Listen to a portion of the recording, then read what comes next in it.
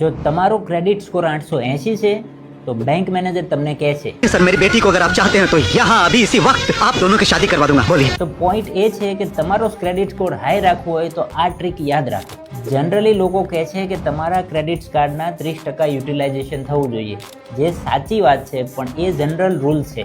અથવા તો માની લો તમારા ક્રેડિટ કાર્ડની લિમિટ 1 લાખ રૂપિયા છે, જે તમે 1 લાખ રૂપિયા યુટિલાઇઝ કર્યા છે, પણ તમારે અહીં ધ્યાનમાં એ રાખવાનું છે કે તમારું સ્ટેટમેન્ટ જે 25 તારીખે જનરેટ થાય છે એ જનરેટ થતાં પહેલાં તમે તેમાં 70થી 80% પ્રીપેમેન્ટ કરી દો. એટલે કે બિલ ડેટ જ્યારે આવે ત્યારે તમારું આઉટસ્ટેન્ડિંગ માત્ર 20% રહે અને બેંકને એમ લાગે છે કે તમારું યુટિલાઇઝેશન ઓછું છે. અને બેંક જ્યારે તમારા ક્રેડિટ કાર્ડનો ડેટા બ્યુરોને રિપોર્ટ કરે છે ત્યારે તમારું યુટિલાઇઝેશન 20% જ થશે અને તમારા ક્રેડિટ સ્કોરમાં ઇમ્પ્રુવમેન્ટ આવશે. તો તમે આ સિમ્પલ રૂલ યાદ રાખો કે સ્ટેટમેન્ટ જનરેટ થતાં પહેલાં તમારા યુટિલાઇઝેશનના 70થી 80% અમાઉન્ટ ભરાઈ જવી જોઈએ, જેથી યુટિલાઇઝેશન ઓછું થાય અને ક્રેડિટ સ્કોર ઇમ્પ્રૂવ થાય. તો આવી જ credit card related financial information માટે મારા પેજને ફોલો કરો.